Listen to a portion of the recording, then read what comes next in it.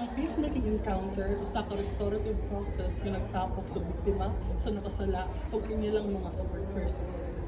Apil sa approbation aid sa pagtabang sa proseso. Ang tumong sa peacemaking encounters mao ang paghatag sa kahigayunan para sa accountability, healing ug pagsaligtas. Mayong adlaw kaninyong tanan. Salamat nga aniya mo karon diri sa atuang peacemaking encounter. Ini usa ka luwas o matinuharon nga lugar para sa open nga istoryahanay.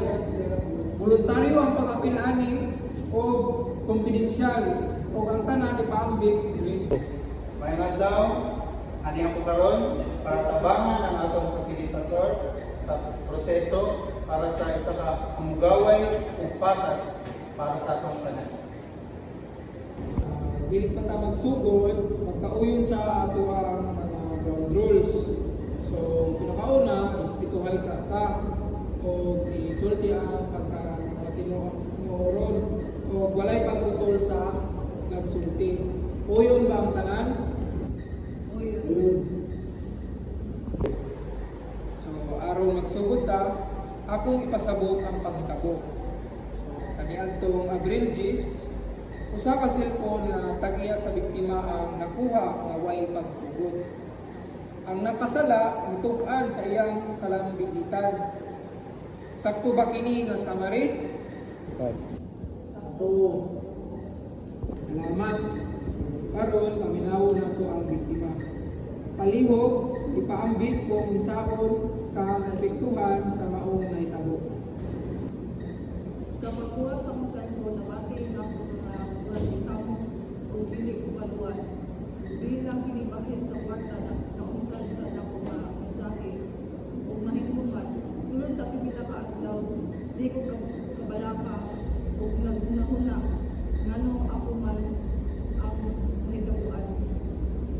Salamat sa imong pagpaambit. So karon ang nakasala mo yung musulti na pod. Sa ilo ako sa magkuha. Nagbasa ko na gusto na tulong ng makabawi.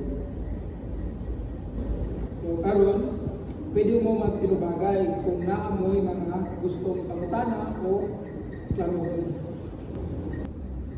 Nganong gibuhat mo nimo? Nakauna na ba ka na ibalik to? Nag-isip ko ako pero hindi ko na excuse. Gusto mo ako mag-uwi ng proseso. So salamat sa inyong duha.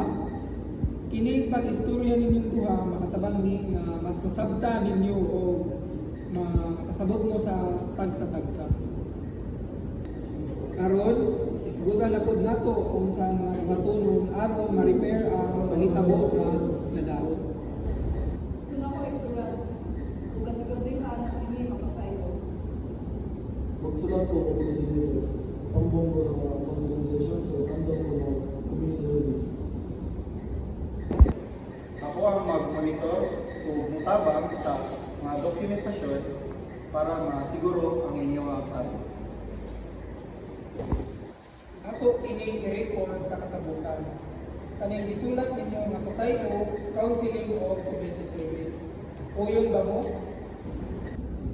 Uyo. Ayun.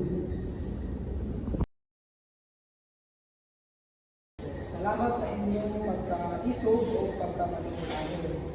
So karon nagkuha ko og dakong lakang padulong sa healing o accountability ninyong duha. Padayon lang sa inyong commitments na ako aron para mutabang sa inyong proseso. Formal na sarado na ato ang session. So salamat sa inyo tanan o daghang salamat.